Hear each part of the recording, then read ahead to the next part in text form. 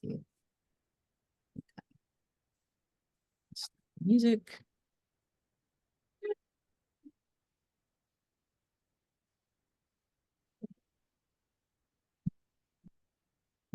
Welcome, folks. We're going to take a couple minutes and let everybody get logged in before we get started here. You want to throw in the chat when you're plugged in from today? That would be awesome. Get to know you a little bit.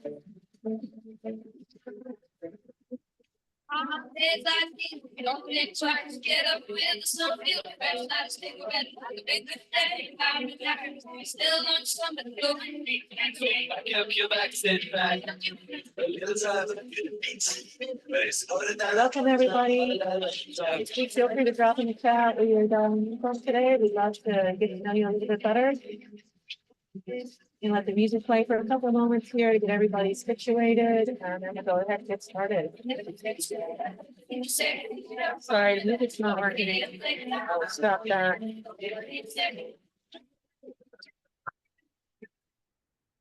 Best of intentions. I've been having audio issues this morning, so I apologize for that. We got about 63 people in here. Everybody seems kind of shy. Why not? Nobody's dropping in the chat where they're from.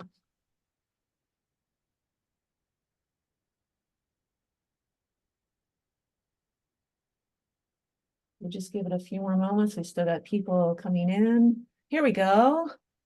We got Phoenix, Kansas City, London, French living in Spain, Texas.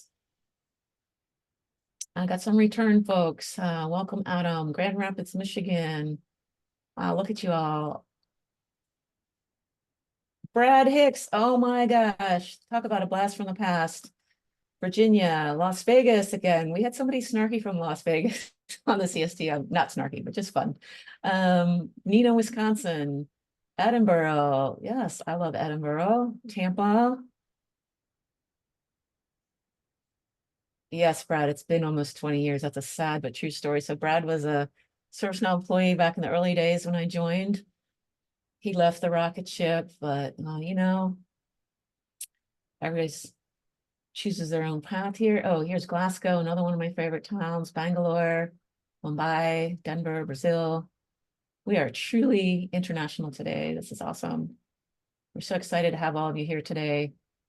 We've been working really hard on getting this webinar together for you.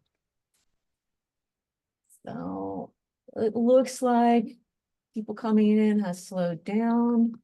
So I'm going to go ahead and get this party started. And let's get rolling here. All right, so welcome today to our Platform Owners Roundtable. Oops, sorry. We are going to talk to you today about platform tech governance in particular. But first, we want to give you a little bit of time to network, but let me get into the agenda here. So what we'll be doing today is just getting settled here, this welcome time. We've got about 5 minutes allocated for that. Then we'll move into what I'm calling the speed networking, where I'm going to set you up in breakout rooms, and you're going to hopefully have a moderator in each one of those who will just kind of keep the conversation going, let us know, how long you've been in the ServiceNow ecosystem and what your experience has been with governance so far. And we'll give that about 10 minutes, depending on how that's going. We might end a little earlier if we can get, if everybody gets a chance to talk sooner, because then that would allow us more time for our programming, which I have 2 wonderful speakers lined up today to take us through the tech governance programming. Then we'll have about 10 minutes for Q&A and about 5 minutes for our wrap up. So we're going to move right into the breakout rooms. While I'm getting the breakout rooms set up, I'm going to start a poll here for you because this is my first time running the breakout rooms, and I might need a couple minutes here to get this going. So let me get that going.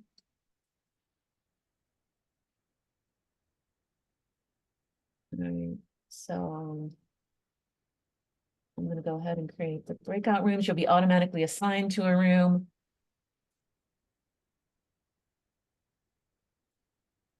And let me know if it's working. You should be getting into your rooms.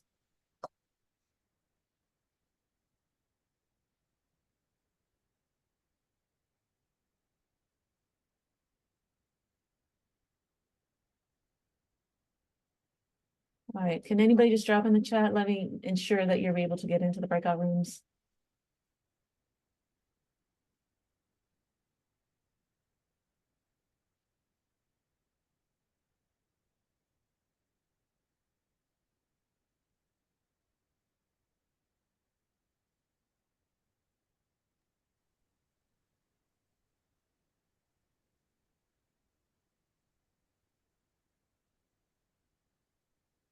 No sign of breakout room yet. Okay, I'm not sure why that's not working. Okay, let me try this again.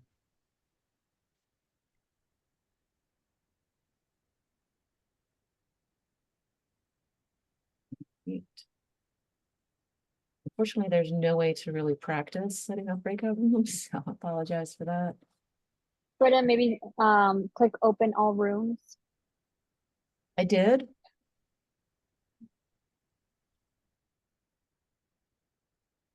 But it has.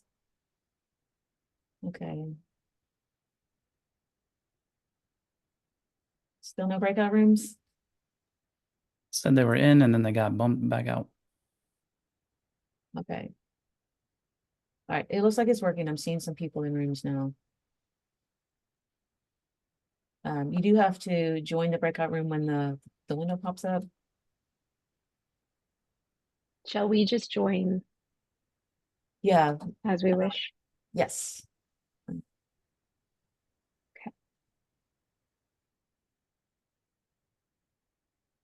All right, so somebody want to take another room? We got Maria, you want to take room number 2? And Arjun, I'll give you room number 3. Thank you. I'll take 4, and Nick or Alan, you can both join 5 if you want to join.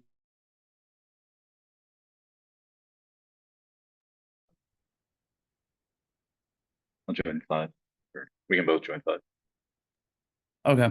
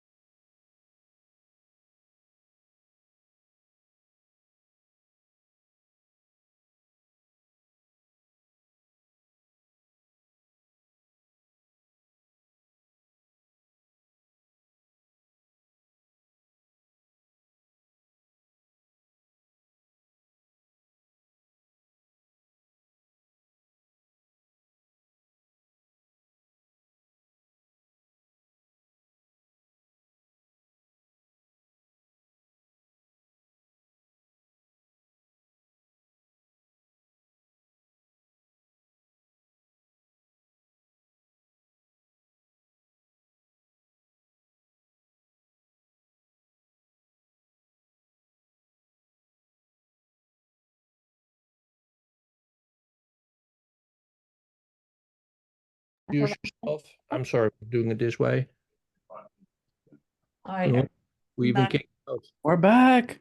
We're back. Yes. All right, welcome back, everyone. I'm sorry, I know some of the groups didn't get time to complete a round. We'll try to have smaller breakout rooms next time with some more moderators. So without further ado, we're going to get back into the presentation here, and I want to have a chance to introduce our speakers here. So I have Nick Nash here from ServiceNow and Alan Andreas here as well, who's one of our community MVPs. And I'll let them introduce themselves, starting with Nick, please. Yeah, sure thing. I'm Nick Nash. I'm a principal platform architect, and I've been here at ServiceNow for about 3.5 years. Been in the ecosystem for about 10 years. Worked at various different partners and for different groups that were implementing it. So happy to be here and talk to you about governance. Alan?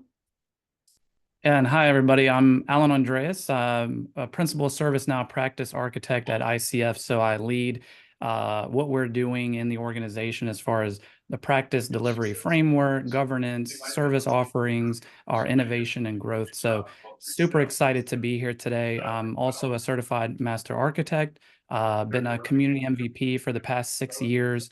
And I do run a YouTube channel called Alan Ovation that features ServiceNow focused videos, but we're here for you today. We're very excited on this topic. So thank you all for joining.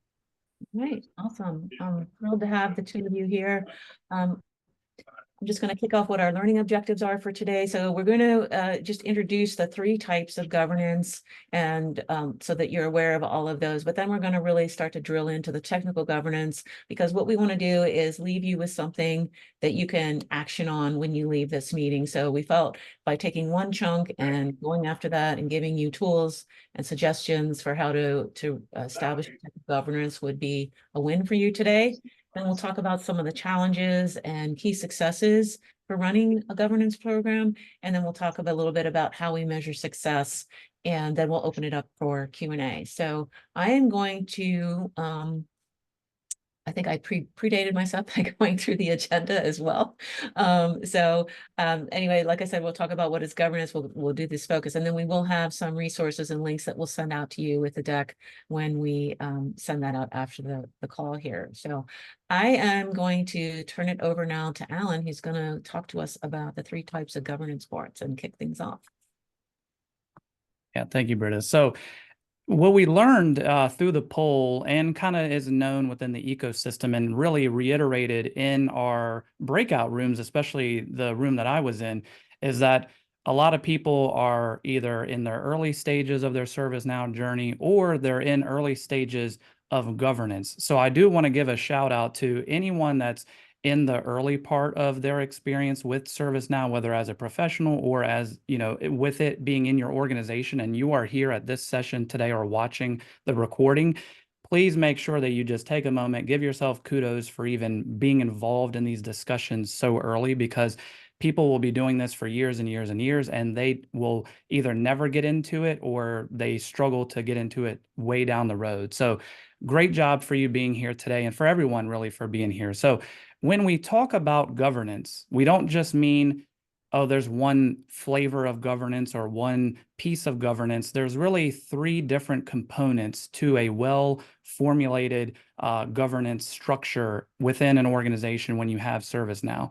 So those 3 types of boards are your executive steering board. And as you can see on the slide here, this is going to be your senior IT and business leaders. You have your demand board, and then you have your technical governance board. So today, in a moment, we're going to dive in a bit deeper into technical governance. But for this slide here, we wanted to talk about, well, what do these 3 types of boards kind of deal with from a very high level? And you'll see on the left-hand side underneath the questions, the little bubbles there, that's normally what types of questions will flow and pipeline into each of these boards. So just from a high level, these are the ones that are here, and we'll step through technical governance now. Great. One more click. Easy for you to say. There we go. Oh. All right. All right, so the first governance board that we talk about is demand governance. So that's when somebody is asking your group for something. Can you click one more? And the people that comprise that governing board tend to be process owners, your platform owner, ServiceNow architects. And then where that usually comes from is if you're greenfield, it comes from workshops. If you've been in ServiceNow for quite a while and you're past that workshop stage, that tends to be just from your different BUs. It can be anybody within your company.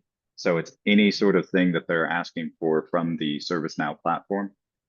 You may have a demand intake board that is comprised of, multiple other tools, not just ServiceNow. All of that can go through this process. You can go and use ServiceNow's demand management functionality as well. But then it goes to that review step where you essentially give it an up-down vote. You say, whether we want to do it or not.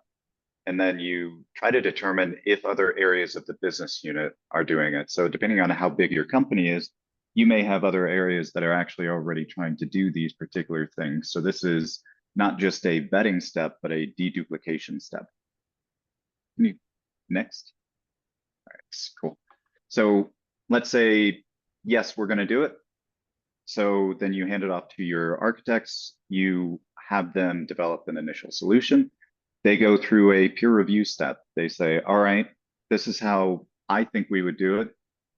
Try to get somebody that's outside of the group to then review that. And then next. I don't know what's going on with my mouse today. That's all right. So when you have that solution, it's been vetted, then you pass it over to your technical review board. Usually that technical review board, you might have a design review board, you might have kind of all in one for this tech review board. What they're looking for is how much tech debt is this adding to the platform? Does it need to be done in that particular way, or can it be done in a way that is more out of the box? And if it can't, and this is a good solution, and as a business you want to push forward with it, usually what we would recommend is to add that to some sort of tech debt log. That way you can circle back on it if it is adding too much tech debt or what you feel is an above zero amount of tech debt. All right, next.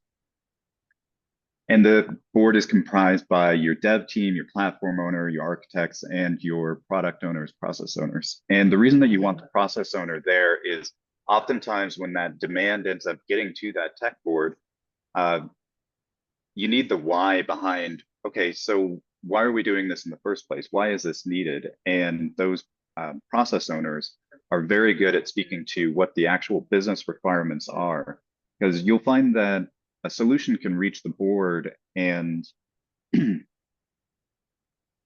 it may be presupposing certain things and it may not be the root level of requirements. And that's why it's very important to have that process owner. And the other governing board, so for what Alan was talking about, so we have the demand, we've got the tech governance, we've got executive governance. That executive governance board is going to be more like your steering committee. And that's going to be comprised of your executive sponsors, your success architects, enterprise architects, and platform owners. So they're thinking about it from a very big picture perspective. All right, next.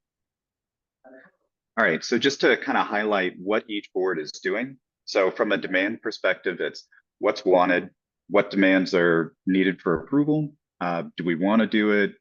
Is anybody else doing it? Is there any sort of deduplication work that can happen? From a tech governance, it's, okay, we might need to request budget from the executive board. We want to prioritize these particular requests, and we want to design the solution and determine what the impact is. Right. Next.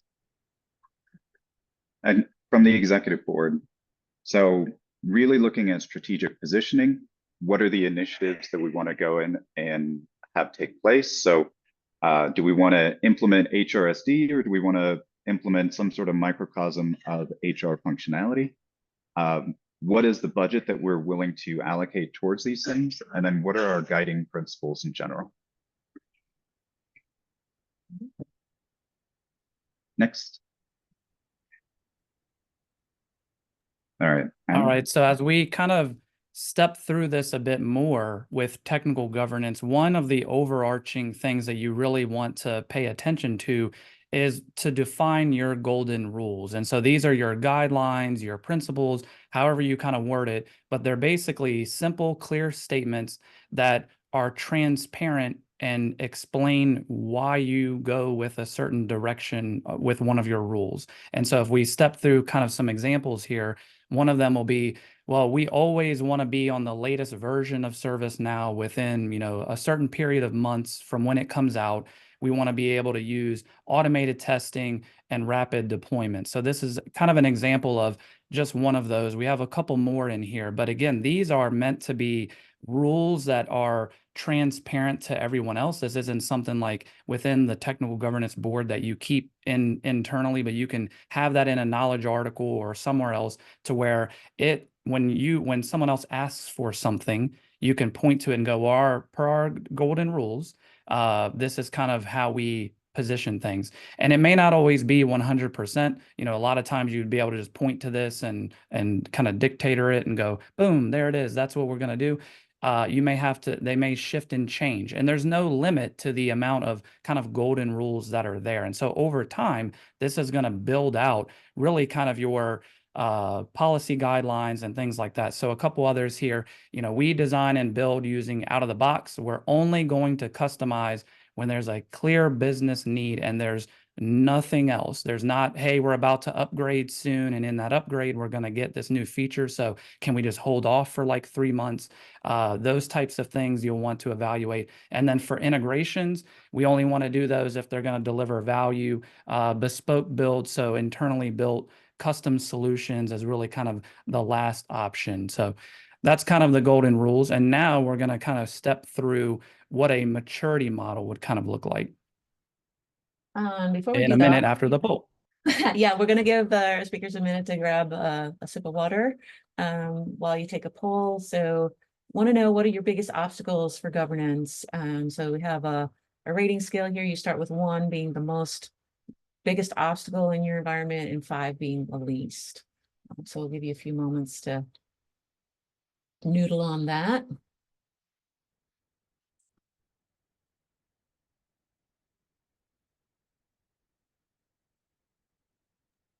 We try to keep these sessions somewhat interactive and let you participate. And I'm very happy to see the chat blowing up here with people asking questions and other people chiming in, which is awesome. That's what this situation's all about. Hopefully you can help learn from one another as well as from us. So I'd like to see that happening. So keep it coming, folks. So it looks like we got about half of you have responded to the poll so far. So I'll give it a couple more moments here. Let everybody have a chance to, oh crap, I brought up the wrong poll. I am so sorry. But anyway, I'm kind of new to doing all the background stuff for the webinars as well as getting the program together and everything. So I apologize. I'm getting better every week or every month, hopefully. So please bear with me. So it looks like we've got about 73% participated on that. So let's move on to our maturity model. I'll leave the poll up if people want to continue taking that, but I'll let Alan and Nick take this one away as we walk through this. Yeah, so if we enter in the first column here, this is basically, so the idea here, if you haven't been paying attention to everything else, maybe you've been kind of multitasking, this would be where you want to kind of take a moment and join us 100% at the webinar, because Nick and I have done an extreme amount of research, diligence in our efforts to prepare this. This will be your one slide that's really going to help you get technical governance stood up and moving through the process. And so it's going to be a lot of information here, but we're going to walk through it level by level. And so for the first one, we have a little baby here. This is what I would call kind of a pre-crawl. So you're not even fully crawling yet. This is what you would normally see in webinars and other things and presentations and documents is these are the steps that would be here. So we're going to get into more stuff in just a minute. But for the start of it, you really want to recruit someone to chair the board. This is normally going to end up being the platform owner and the persona that this webinar was kind of focused towards. This is the easiest board. We say easiest very lightly to stand up. So that's why we're covering technical governance. This is where a platform owner has more influence and more assertiveness to get this board stood up. So that's why we are starting here. Then you want to, other key items is set a charter, right? So the charter is, what is the purpose? What is our expected outcomes? Why are we here? What are we doing? And then you want to recruit other stakeholders to get involved. And as Nick showed on the previous slide, and some people in the chat have made good points. Hey, you don't want to dilute this with 30 people. It's not supposed to have a ton of people on it. So you want to recruit other stakeholders that are going to provide a diverse perspective on technical governance. You don't need to have everybody else in here. And then you want to And define the responsibilities.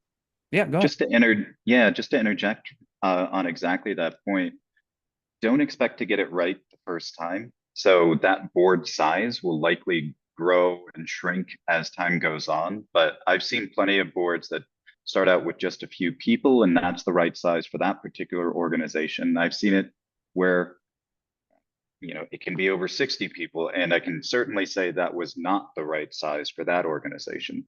So just try to iteratively work through that and make sure that you are staying on point with as few people as possible. Sorry, Yeah, Alan. great call out, Nick. No, that's great. Yeah, and so you're gonna see a common theme through the rest of these slides, the sections as well.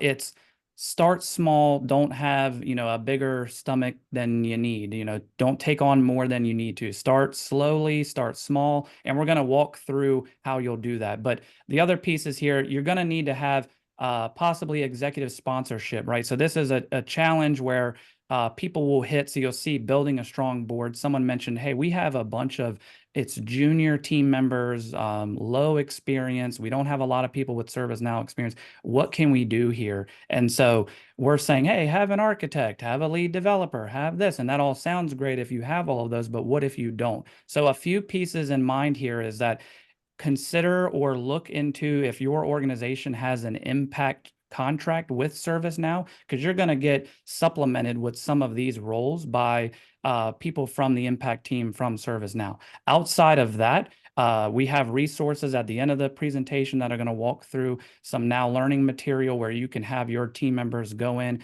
and spin up and get trained on this. Another alternative is to consider a ServiceNow partner. Maybe they come in and just help you with the governance aspect. They're not doing much else, but maybe they come in. These are going to be types of people that you want to have on there. And as far as the diverse perspective, again, it's, you know, you could start out very small. You have your platform owner. They are responsible for really kind of just making sure the board is staying on track, doing what they're supposed to do. They're not going to probably know all of the technical answers. That's why you have other people. So you surround yourself with quote unquote other smart people. And then you kind of let the architect talk about wide reaching solutions. Your lead developer is going to make sure that things are following leading practices, and also really reiterating the need to capture technical debt when it's done. And we'll kind of talk through that in a minute. Next. Cool. And just to highlight again what Alan was saying, it's likely that you're going to do an all of the above approach. So if you don't have the right technical experts, whether again you're greenfield or you've been in this for 10 years, it'll likely be a combination of upskilling, likely a partner. If you're in ServiceNow Impact, whether it be advanced or total or guided, or if you don't have that, you know, supplementing wherever you need to, making sure to empower the employees that you do have, potentially growing younger devs into that architect role. All of the above is likely to be the approach that you'll end up taking. So from a level 2 perspective, so you want to define what the meeting cadence is. Now, if you are greenfield, and what I mean by that just real quick is you're very extremely new to ServiceNow, you're still in the implementation phase, that meeting cadence is likely to be more frequent. So more likely once every couple of weeks. And it'll be more on the design side. So, okay, we want to implement this particular thing. We've figured out that it's a customization instead of a configuration. You'll be having more of those types of discussions. Now, if you're later on in your journey, more likely you're going to be talking about data governance or your development practices and what are the best practices? How do you want to go about doing that? You'll be making more of those determinations. So define how you make the decisions. This is, do you want to do it by consensus? Do you want to do it by majority? How do you want to do the decisions? Do you want to have it be data-based? Just how are you going to make those decisions? Now, capturing the decisions, if you have SPM, so strategic portfolio management, you have the RIDEC that's available to you. So capturing decisions in there is a really nice way to do that. Otherwise, you can use spreadsheets, wikis. Each one of these has different trade-offs, so try to think through that. Define your golden rules. So as Alan was talking about before, make sure you have those well defined. Now, dependencies, the capturing mechanism, this is what I was just talking about. I prefer the RIDEC, but sometimes all you have available to you is a spreadsheet that's on a shared drive. That is better to do than nothing. So keep that in mind. At least have it somewhere. Policies for platform access and development. When you think about the 4 pillars of technical governance as ServiceNow typically defines them, I believe this one is under environment governance. Go to one of those white papers, and I think we have that as one of the links at the end of the deck, but that helps define what that access and development ends up looking like. Challenges, awareness of leading practice. Oh, sorry, did I hear somebody? No, I advanced. Sorry. That's okay. We can have spoilers here. That's all right. Spoiler alert. So awareness of leading practices. You know, it's always hard to stay ahead of things with ServiceNow. There is new functionality that comes out every release. Anybody that's been in ServiceNow for any amount of time struggles to stay up to date with everything. So it is extremely important to develop these peer networking groups. So when we had those breakout groups before, try to make contact with those different folks that are in those same roles that you have, so that way you can share that knowledge. Go to ServiceNow user groups, Snugs. Try to go to Knowledge. Try to go to any of these events so that you can build up your network and make sure that you're doing things in the leading practice way, that you're aware of all of the functionality that's available to you. Challenge on deciding a meeting cadence. We talked about that. More frequent up front, less frequent later on as you mature. Mitigations, using ServiceNow resources. There's so many resources that are available to you that I'm going to try not to list them off. There's a lot of links at the end of this slide deck. Again, start slow, then increase the meeting cadence. Yeah, and so as we move into kind of level 3, so now you're walking, right? So you've got the board stood up, you know who the players are, you decided on a meeting cadence to start out with, you've got a mechanism to capture what you're going to do with your decisions, people understand what they're doing, you got some golden rules, and that sounds like a lot even there. Now we're going to kind of walk into, well, what exactly are you even doing? What are we even doing here? You've got these people meeting up. So one of the things is around platform health and performance. And so ServiceNow has many tools available for you that you can leverage. So you have a health sprint and an instant scan. So a health scan is going to be something you can request from your ServiceNow support account that you have. You can go in and request that. You can also utilize the impact team if you have that. And then other things like instant scan. So this is something on the instance that ServiceNow will actually ships out of the box. It's a bunch of definitions that are in there, a very layman's term way of talking about it. It's a bunch of definitions of guiding, of basically golden rules or leading practices. And then what you can do is you can run those instance scans, a suite of scans and definitions against a table. So like against all client scripts, against a custom application scope, whatever that may be. And it'll spit out a report and say, hey, based on the leading practices that you have defined, and you can add your own, this is things that we're seeing that you need to work on. Or the health scan, which covers the entire platform, very high level, and uses ServiceNow's hundreds and hundreds and hundreds of pre-built scan definitions that they have on their side. This is going to give you a report card for your instance. So that's one of the key items that you just want to get that information, have it available. We'll talk through in just a second on how to work through that, but that's one of the pieces of the puzzle that you would want to look at. Then you want to be able to capture the technical debt. So now you've got a system or a tool that you're using for your decisions and risks and things, but then how are you actually capturing the technical debt? And then at this stage now, walking your board is starting to provide solutions, because now you're actually meeting, you're talking through these things. So now solutions are starting to come out of it. Also, you'll see policies mentioned here as a continuous improvement kind of cycle feeds back in. You may end up creating more golden rules, like, oh yeah, that actually popped up. Whoop, we forgot that golden rule. Boom, you create the policy around a certain action, right? And then this part, as walking for your technical governance board, you're starting to align it to organizational goals. So you've seen that maybe in the chat a few times, people are talking about that.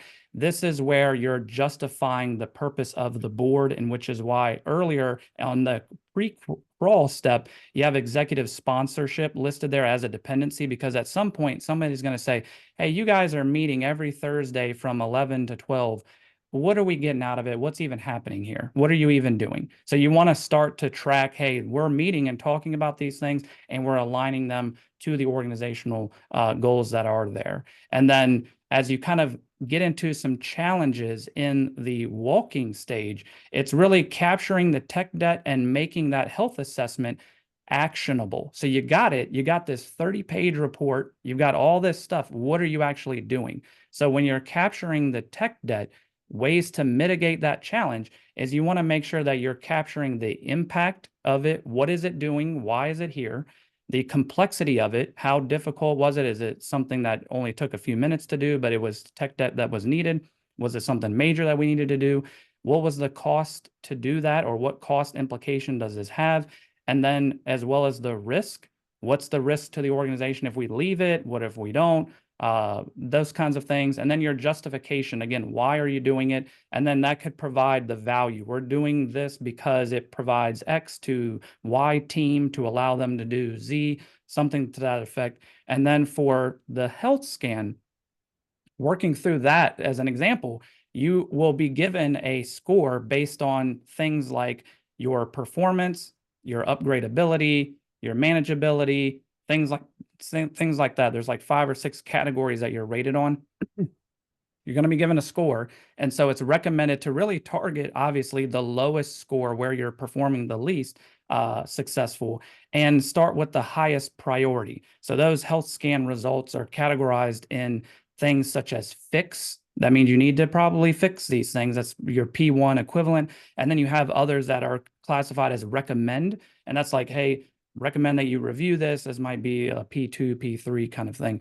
So that's where you want to start with your health scans and other things like that. So Nick, I didn't know if you had anything else to kind of add in the sprint scan piece of it, or anything else with this column. No, I think you nailed it. And I'm trying to answer some of the open Q&A. I'm trying to get through that. So might have to save that towards the end, but these are great questions that are coming through. So thank you, keep them coming. And actually just general logistics wise, if you're putting your questions into the comments section, it may be harder for us to get to. So please try to put them over in the Q&A side, and we'll make sure to cover those at the end of this. And if we don't get a chance to answer all the questions live, I'll post answers on the same page where I post the link to the recording and the deck. Cool. All right, so from a level 4 perspective, the first thing that I would call out is most companies don't get to level 4, or at very least, they're working towards it right now. And I just want to be realistic about that. These are things that are high level of maturity. They're great to have. They are ideals. They are theoretical in a lot of cases. So consider these more of like a guiding North Star as opposed to a necessarily you're not doing it right if you don't have this. So work towards it. Don't beat yourself up over it. And if you've ever looked at a health scan or health assessment and you don't have 100% across the board, consider it that same way. You don't have to have 100% across the board. If you do have your executives that are pushing for that, that is not the spirit of that particular item. So um, feel free to reach out and we can have conversations. Hopefully you've got an impact team that you're working with and they're telling you that same thing. Okay, all of that preamble aside, from a tech debt scoring mechanism, in an ideal sense, what you would do is you would have the level of effort for how much it requires to back out that tech debt. So that way you can start comparing those things to new demands that are coming up.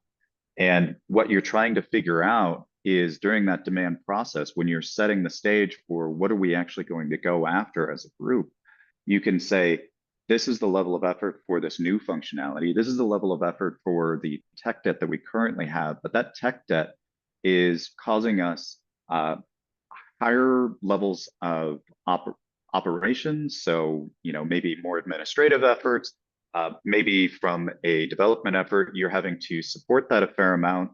And maybe you can't implement some of the newer functionality that's come out. So like maybe you created an integration once upon a time, and now there's a spoke that's available in iHub. Well, you're not getting all of that new functionality from that spoke as it comes out, and you're having to update this as you go.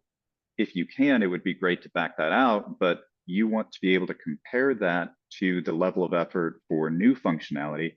And that way you've got an apples to apples so that you can actually have that discussion more properly. So that's very nice to have.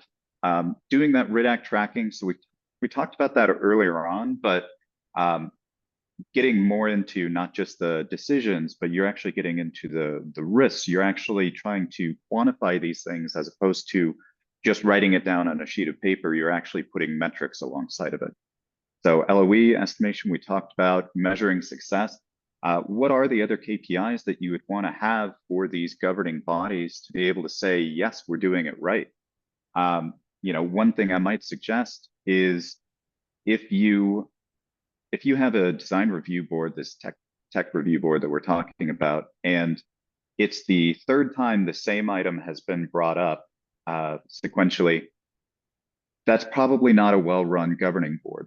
You want to figure out what can we fix, what can we change to make it to where we can get an up-down decision on this from the get-go.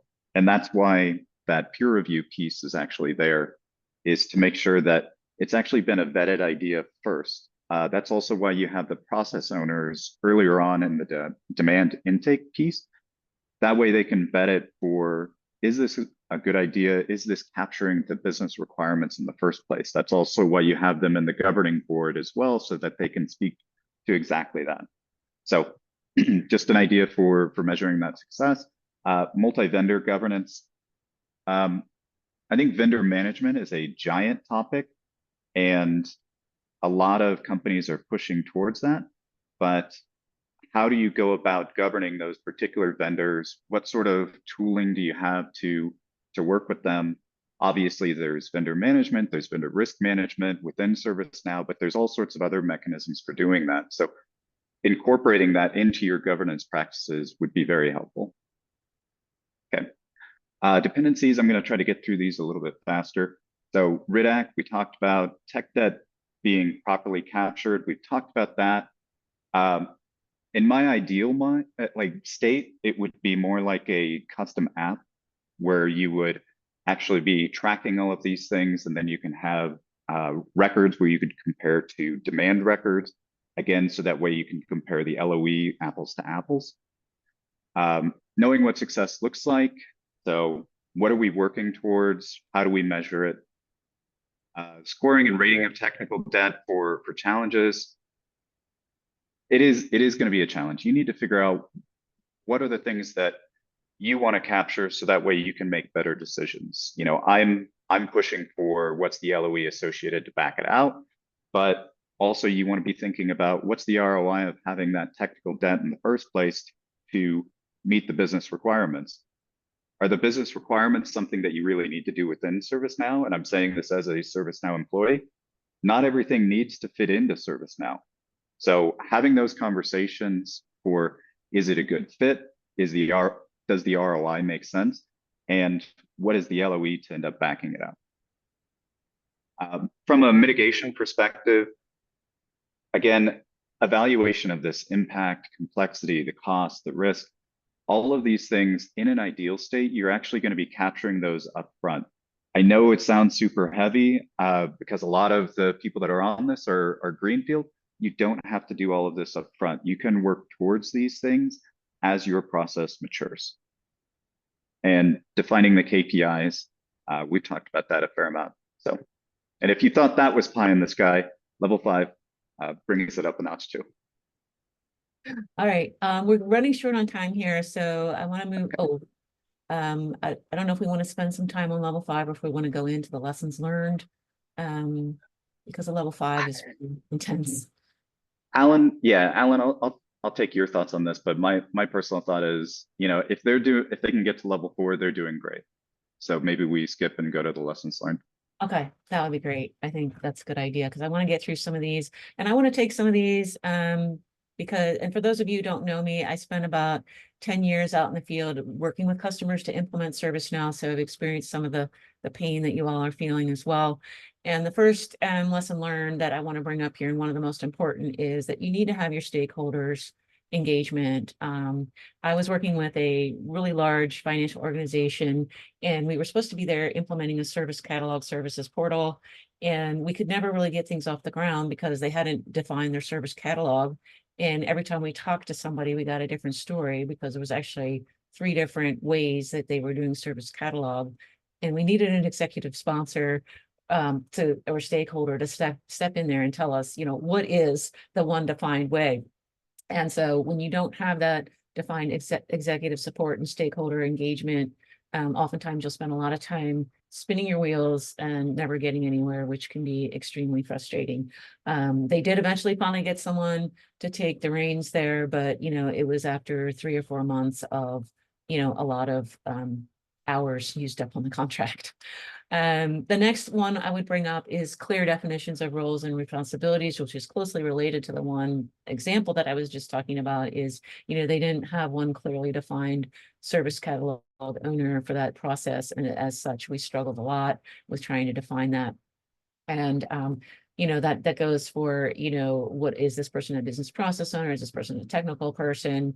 And we recognize that in some organizations, people wear more than one hat, but you still need to have these roles defined so that you know which hats that person's wearing, and, you know, being able to hold them accountable for what they're supposed to be doing and making sure that other people aren't stepping into their lane. So the next one is effective change management. I don't know if Alan or Nick, if one of you want to take that one real quick. Alan, do you want to do that? And I'm trying to type out an answer for Kumar.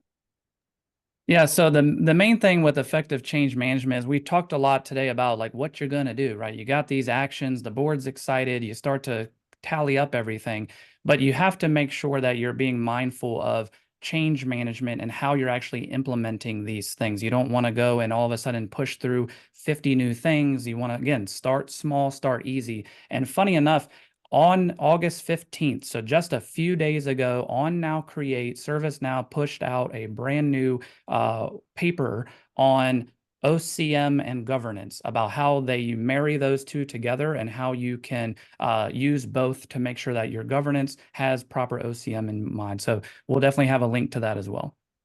And you can never start OCM too early or have it too often, in my opinion. It's one of the highly underutilized tools to be successful. Another thing is adaptability and flexibility.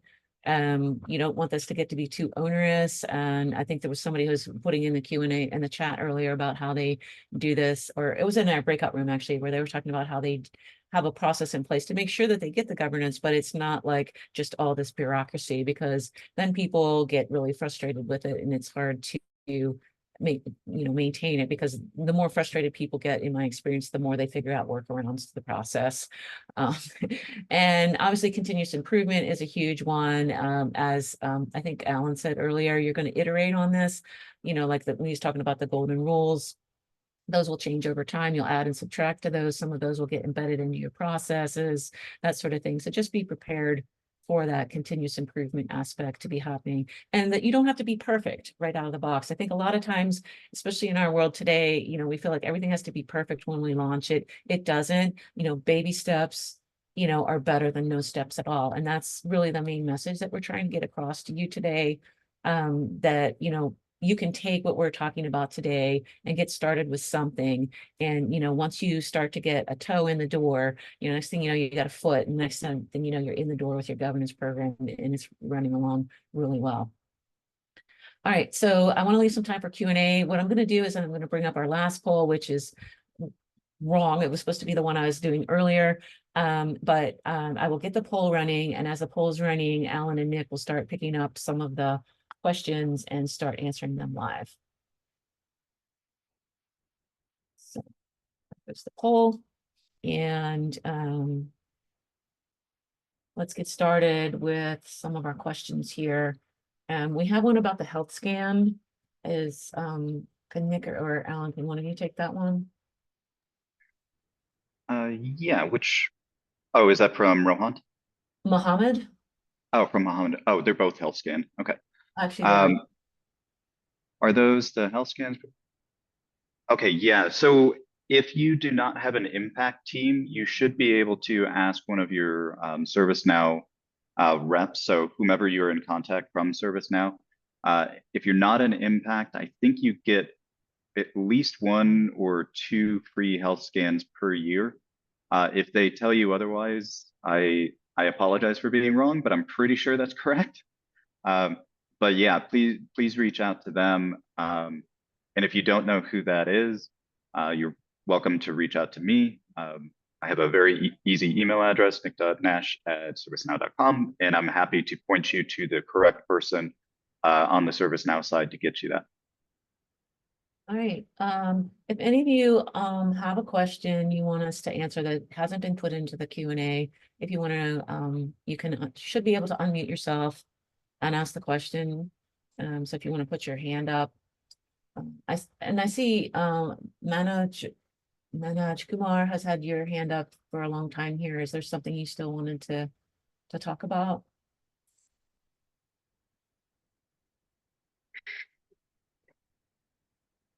All right. Is there anyone else who has a question they want to ask live? This is your chance. You have our 2 experts here. Don't be shy. And if not, we can continue going down the Q&A. Yeah, Niwas has a question. Yeah, thank you. I just put on the chat board also. I think, not a question, but, we have a lot of information, and this webinars and a lot of documents are helping us a lot. But I think as a genuine user of ServiceNow platform, what I do want to, what I have learned through over the years is, how much help CSDM is helping us in terms of using the platform. I think governance falls in the same. We just take it lightly.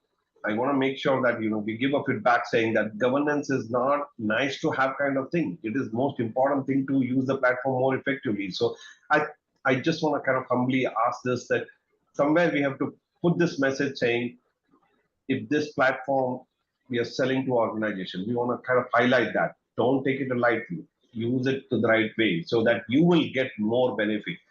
That's something I want to just say. One of the lessons learned, we should include that. Yes, again, as a user of the platform. So, well, that's why Sarah's replatforming, because she didn't have governance. Courtney, I see you had your hand up. I've unmuted you if you want to ask your question.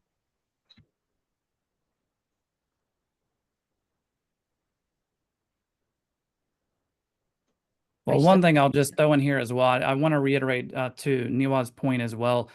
The talking about governance, one of the main questions is, we finally get this thing stood up, but then we don't know what to do next. And so there are a lot of documents out there. I mean, in this research for this video here, webinar here, there was over 30 plus documents that I personally went through to try to pull in the best pieces. And so the goal of this webinar, and Britta will make sure the deck in PDF format gets out to you all for your consumption, is that we try to take everything and bring it into one deck. That one maturity model slide really has a lot of good content in there. And some were saying, hey, what do we do on, we have multi-vendor governance right away, or multi-vendors in our environment, why wait till step 4? And so you wouldn't do that. You would move things around, shift it around, but you have to have your own policies, golden rules in place before you can tell the other vendors what you would like for them to do and follow. So this deck here and this presentation was meant to bring in a bunch of information from everywhere else and really consolidate it into a comprehensive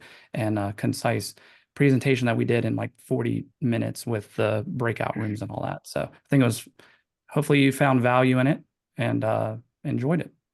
Right. Yeah, this was a lot of ground to cover in a short amount of time. And so that's why we put together that staging slide. And, you know, just to underscore what Alan said, if you have particular requirements, feel free to move that around. That's not written in stone. You know, it's not a tablet that we got on the mountain.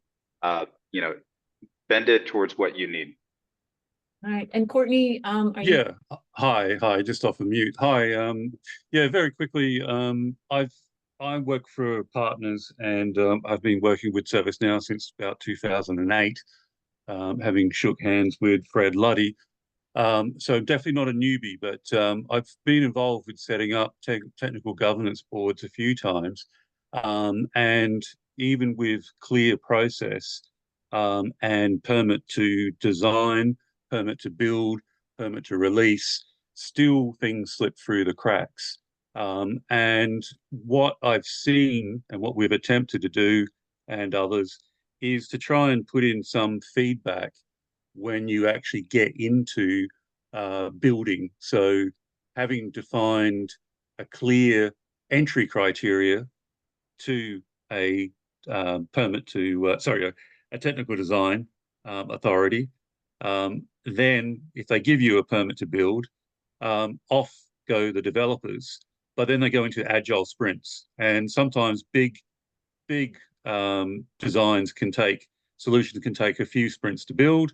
And what you see is that it veers off the permit to build. And then only when you start going into the tools like health scan and check like that, then you may see, this is not what was given a permit to build. So what I've seen is people will try to build in a feedback or a loop while you are still building. If your stories are changing, then to go back and answer the same entry criteria again, so that you can gate that before you even get to looking at the technical design or the technical, build. Yeah, so like, if I can summarize it a little bit. Thanks. Yeah, no worries. So from a demand perspective, it's helpful to have that tight and geared towards what you would need for when you get to that technical governing board. And you need those feedback loops between those two different groups. So completely agree. You also need that feedback with the executive board as well, So my to make question, sure that you're absolutely. But my question was, I've seen people where you've got the permit to build, off go the developers, but then I've seen where people have tried to put in a questionnaire for every new story that gets put to the sprint, which really, is cumbersome. It slows down build process. Otherwise, I've seen, and I've actually done, is to say, okay, if you do create a new story, just answer the questionnaire. If it's a bunch of news stories, even, so you're not doing it for every individual news story, but only then if you trigger, yes, I must go back to TDA or Technical Design Board to have my permit to build reapproved. And it's so, I'm just wondering, is that the best way of doing things? Have people done that? Have you guys thought about that? So you've gone past, Yeah, you've gone past, you've gone past permit to solution, permit to build, and now you're into build, before you do permit to release. yeah, and depending on the industry, depending on what you're doing, you need a more robust process or a less robust process. And what I would encourage, and what Alan and I have both been saying is, iterate on this. If you're finding it to be too cumbersome of a process, the fact, if you're becoming the bottleneck by having this governance process, then that governance process is not working correctly. Yeah, I agree. So with that in mind, I mean, I liken it to change management. If you have an overly cumbersome change management process, people are going to find ways to go around it because they are Absolutely. incentivized to do it. So this is that exact same thing. So right size for the organization, for the industry. If you're in the Department of Defense, you probably need a heavier gated process. Now, if you are in something that is a much smaller organization with less regulatory requirements, you can probably get away with a lot more streamlined process. And making sure to have those conversations regularly as part of this governing body to make sure that you're doing it correctly and what's needed, I think that'll be the best approach to do that.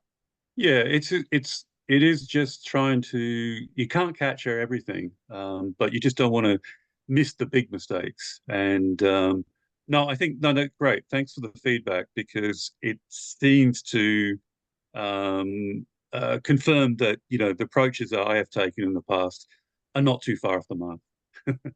I'm sorry, folks. I Thank know you. this is a great discussion, but I really got to wrap this up because, people need to leave and have already left. But I just want to remind you that next month we'll be talking about why technical people need soft skills. I have a group of members of this group that'll be presenting on that next month.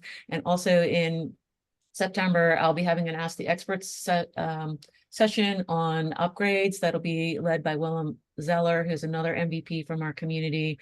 And we're going to really focus on the technical aspects and what tools you can use in ServiceNow to facilitate upgrades. And we're hoping to also have another session on upgrades from a platform owner's perspective. So TBD on that. Stay tuned on my LinkedIn channel.